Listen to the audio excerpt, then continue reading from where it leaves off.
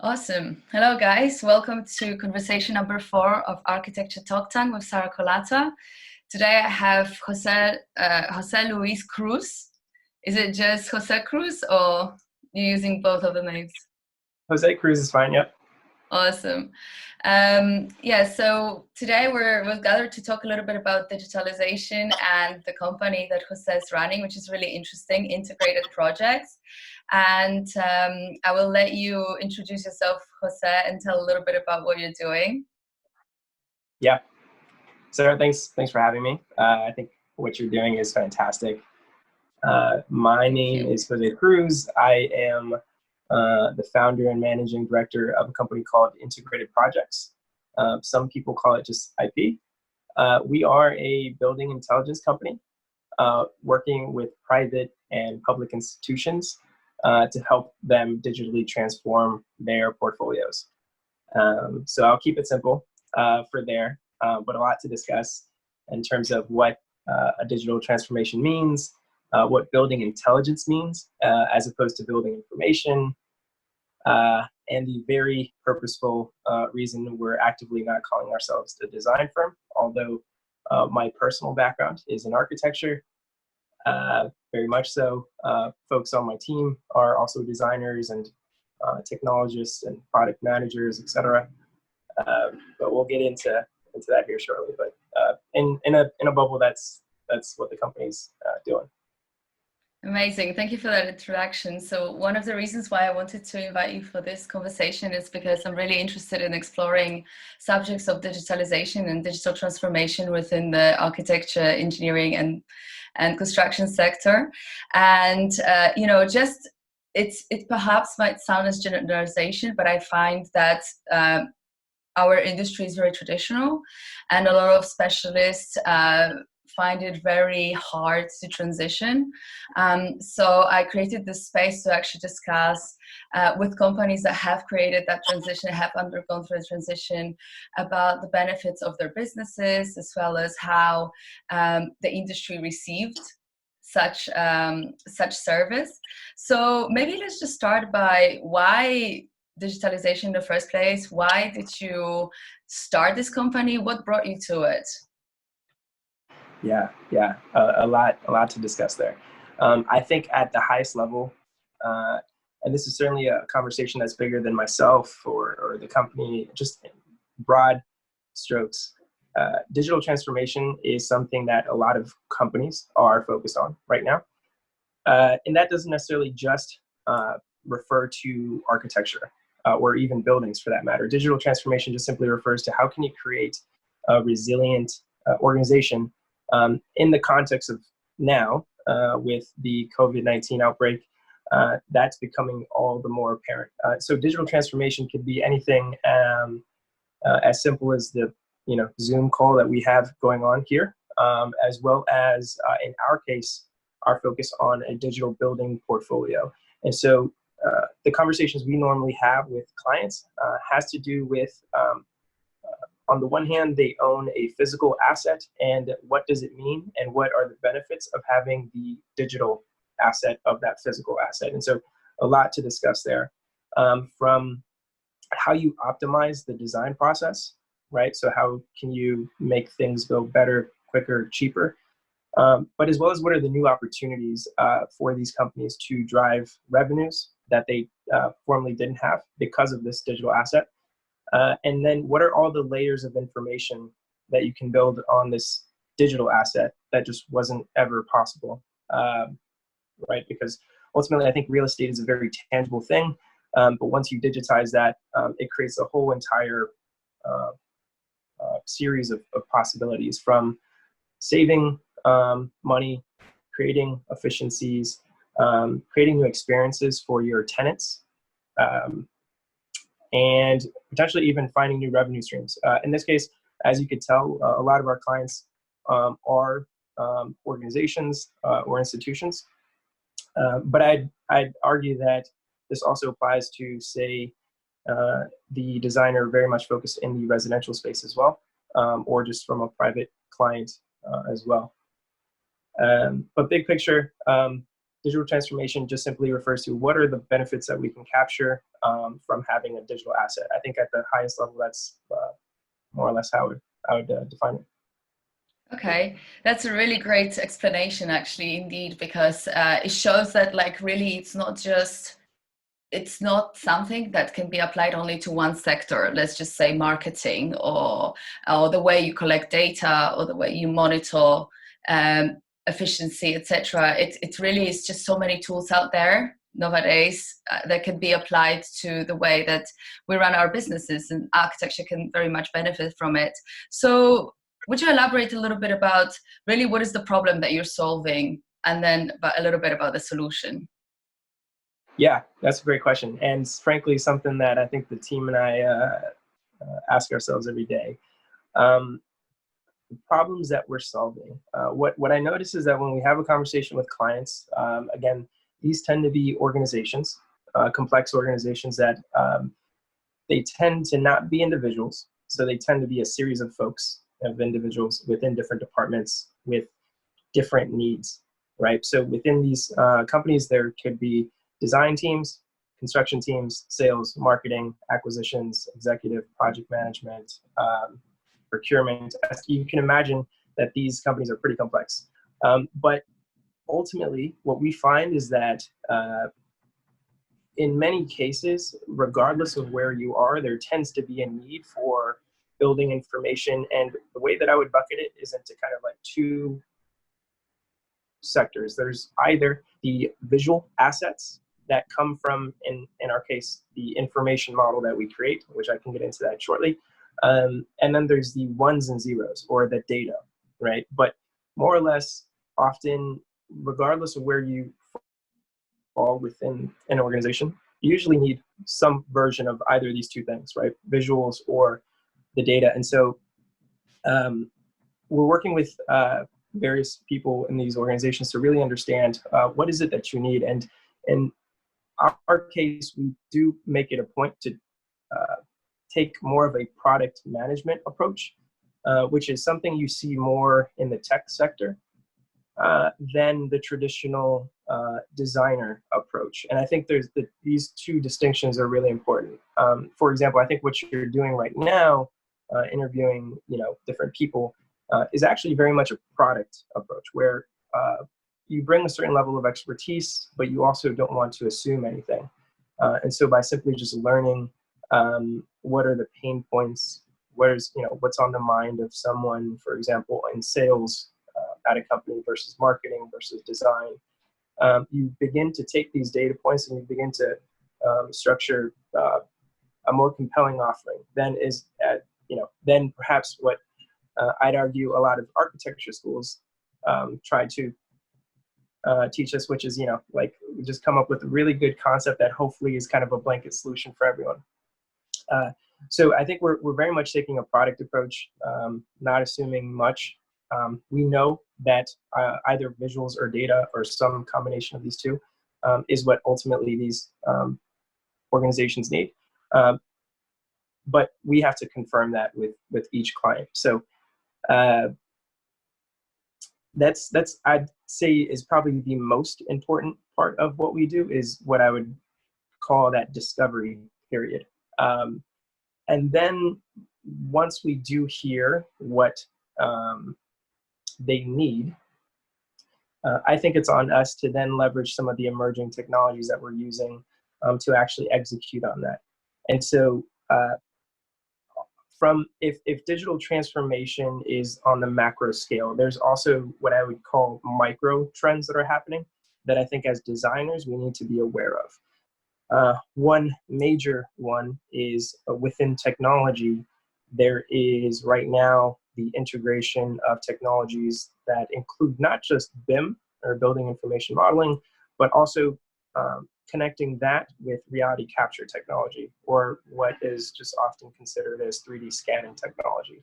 And this is something that we're in, like, foundational for us, is integrating some of these technologies together with what you would traditionally call as data science. So I'll get into that. It's a lot there, but I think yeah, we'll break kind of each conversation down in parts, but as designers, this is something I think we need to be aware of, is that while organizations have no shortage of problems, there's also micro trends happening in technology that we need to be aware of to, in fact, deliver, better, quicker products to the clients. So.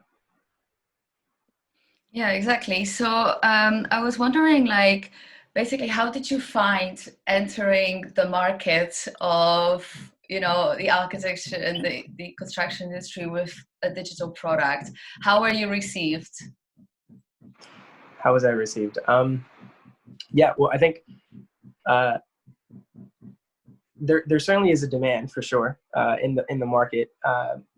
And in our case, we found early traction with organizations. So this is a question that I ask the team all the time, is that if we have, as a team, as integrated projects, the opportunity to be the best in the world at something, what is that something? And in our case, we've gotten really good at partnering with companies to help them standardize, scale, and help them increase speed to market. So a lot of our clients have large portfolios, or they're in the process of growing their portfolio very quickly.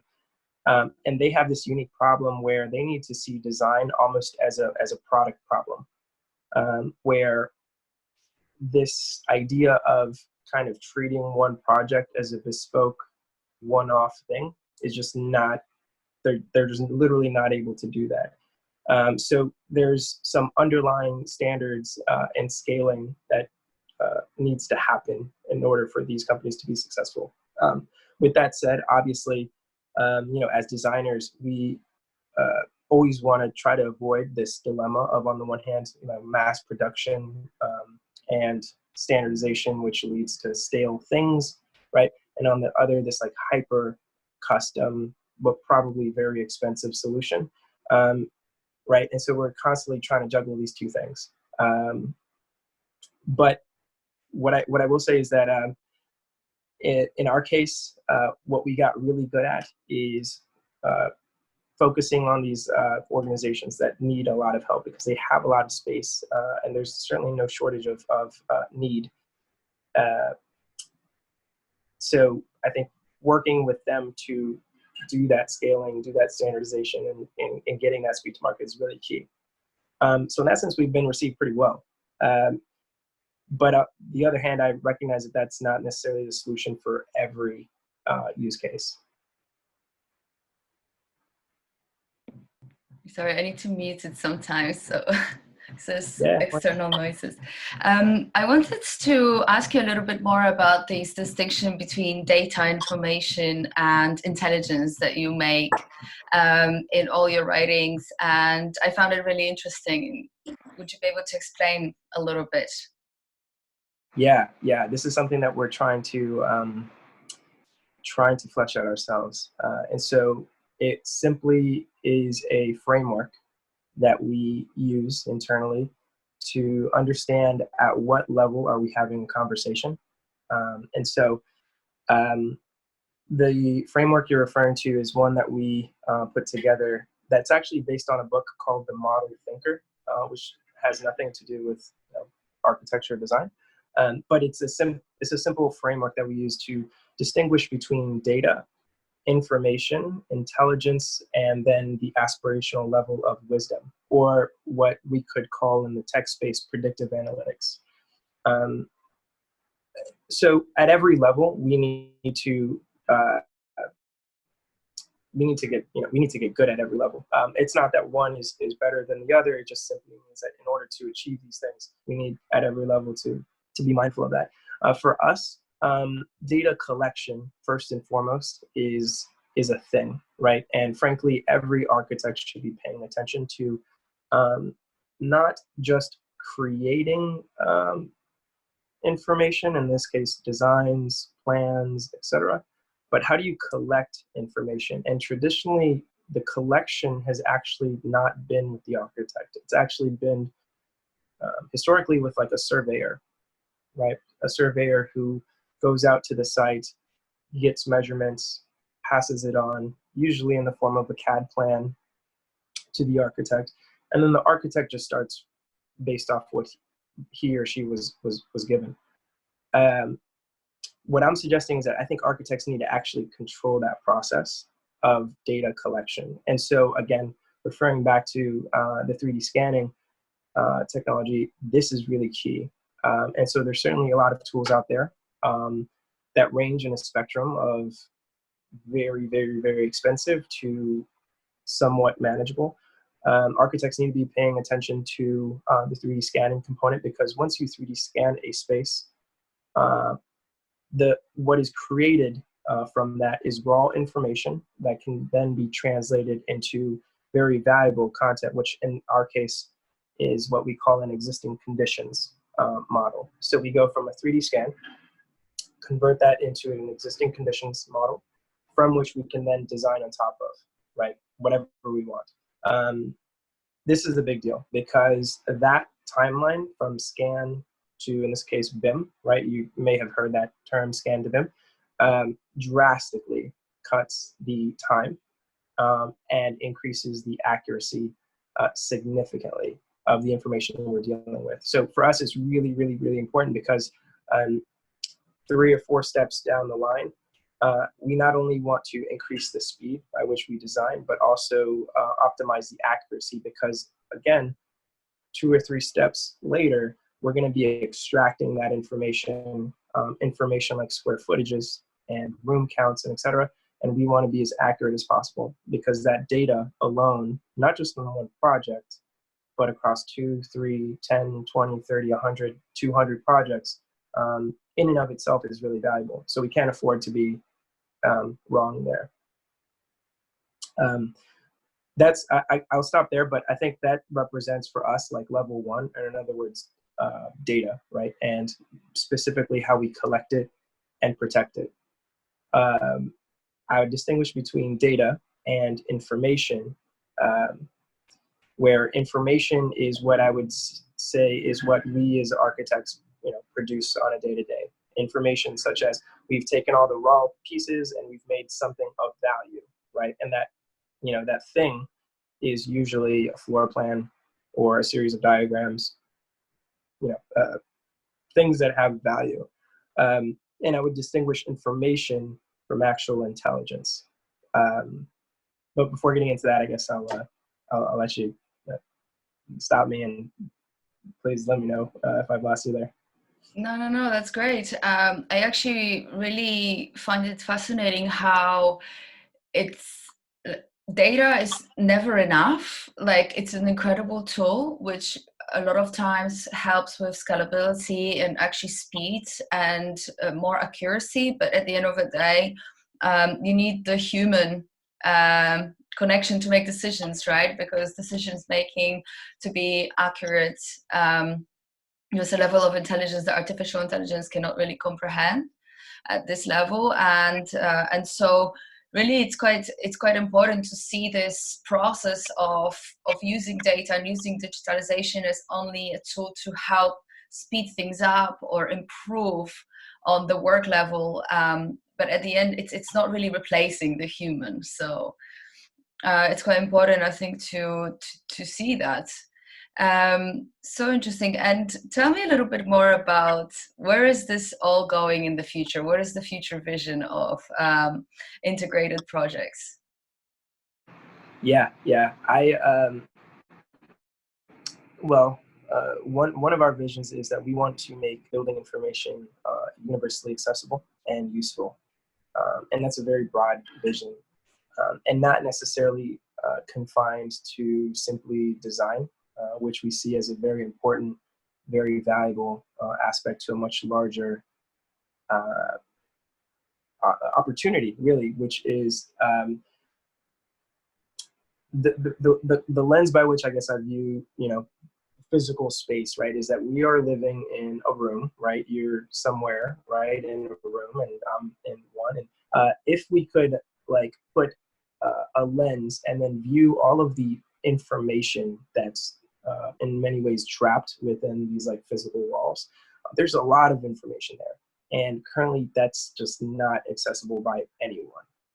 And so I very much think that we are like in the internet 1.0 phase of this thing. But if you consider the amount of information that's trapped within these walls, things as basic as square footages, linear square feet, quantities, price, color, material, and all of this thing has value for different people.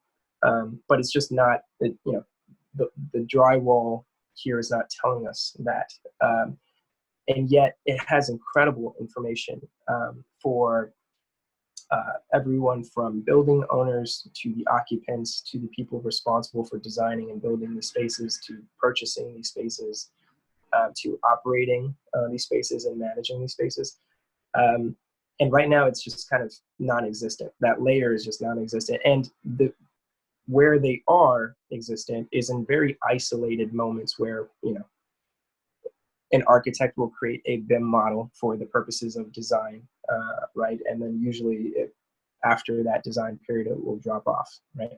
But nothing at a sophisticated kind of universal level here.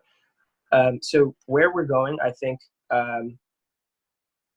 that's, to me, information, not quite intelligence. In other words, if I were to tell you that this particular room is 100 square feet, to me, that's information, right? There's not much, it's perhaps helpful, but you're not gaining any kind of level of intelligence where you can now take actionable insight to make the space better or more sustainable. That's where I think it begins to get interesting, because once you create a good infrastructure by which we can collect, obtain, protect, and analyze the data, from there, we're able to actually make meaningful insights. And that doesn't necessarily mean just in the design process. That can mean in a lot of ways. So just to give you a very simple example, one of our major clients is a company called Equinox. Equinox is like a large gym provider. They would call themselves like a lifestyle company, but ultimately their business model is they sell gym memberships, and it's a very premium space. Equinox's use case is that they have about 105 locations across North America and the UK. And they have this unique dilemma where they have all of these spaces. Their executive and corporate teams are in New York, but the spaces are in New York, California, Florida, Texas, Michigan, London, and different places. And so what we're working with them on is a combination of what we call digitizing their spaces. In other words, 3D scanning every single location. That in and of itself is useful for various reasons. One is just that the simple fact of now we're gaining visual access into these clubs, as simple as it sounds, is just not something that they were able to do. Believe it or not, as sophisticated a company as they were, other than kind of line items on a spreadsheet and mediocre iPhone photos of these clubs,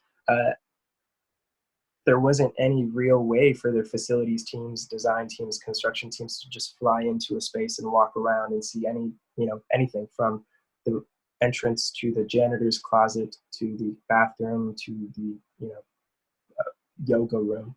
So first and foremost, granting visual access to these spaces is something we've been working with them. But then it doesn't stop there.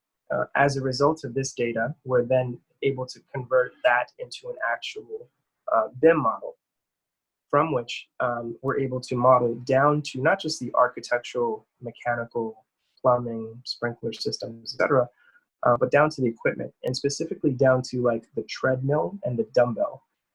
So what you can imagine is that now we're working with them to understand inventory. And this is a big deal, right? Because again, there's people within these organizations that their job is literally to keep track of the stuff, to purchase new equipment, to keep it up to date. And this is something that, again, outside of just making a phone call to a local manager and hoping that they counted it right, there was no sophisticated way of digitizing it, modeling it, and then extracting that information to then understand not just one project or two, or even all the projects in a region, but across your portfolio. So now,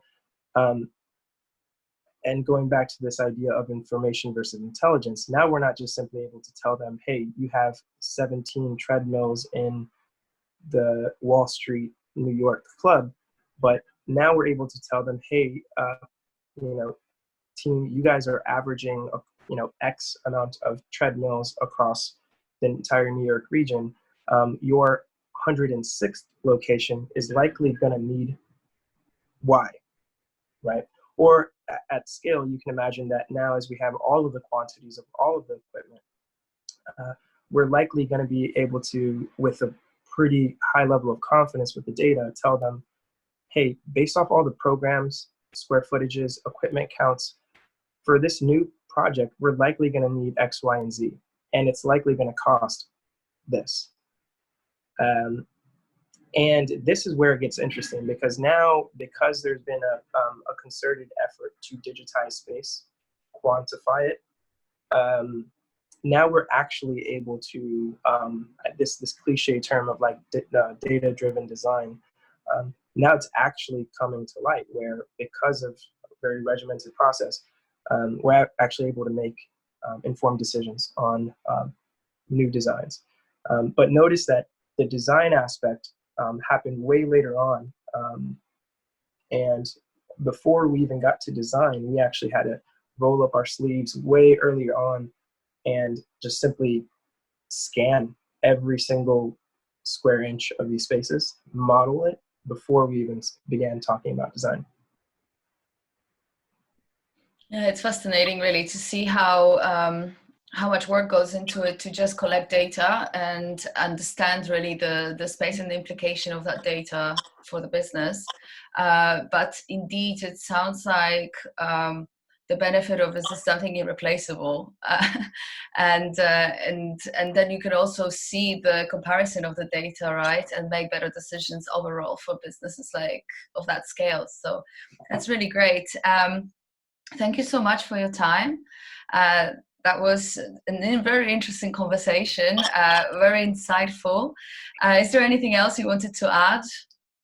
Maybe promote something, or how is your business doing now with COVID? Tell us just towards the end. Yeah, it's well, again, thanks first and foremost for having me. I'm super excited about where you're taking these conversations. Well, not just me, but others. Where integrated projects is with COVID, I think it's really tough, not just for us, but for everyone. What I can say is a lot of our clients, they're also not immune to it. Various folks, are transactional based. So if they have to close down their doors, you can imagine that, revenues stop, right? So it makes it very, very difficult to make decisions there. What I will say, though, is that some of the organizations we've been working with for some time have seen outsized benefits by having that digital version of their space. So again, because most staff is working from home, that's literally the difference between being able to continue working on a particular location, if you're a design team or an engineering team, versus not, and just having to wait this thing out. And so we're in different places with different clients. We're certainly optimistic that, a situation this unfortunate will likely lead to us working smarter. And I think a part of that has to do with this digital transformation. So again, something as basic as digitizing your space just simply so you can see it. And this is true of the residential space, as you're hearing with like all of these open houses that if only we had the digital version of this apartment so we can continue selling it, because no one's going to walk into this apartment, to the private sector, just wishing that they had, 3D scan their space so that they continue designing that particular floor that they needed to renovate. And so you're seeing the use case across a lot of different sectors. So my hope is that hopefully everyone comes out of this healthy, stronger, I think for us designers, we need to definitely pay attention to factors outside of our immediate bubble. And yeah, if there's any listeners out there that are owners or operators, please feel free to reach out. And we're excited Exactly. to try to work with you guys. So.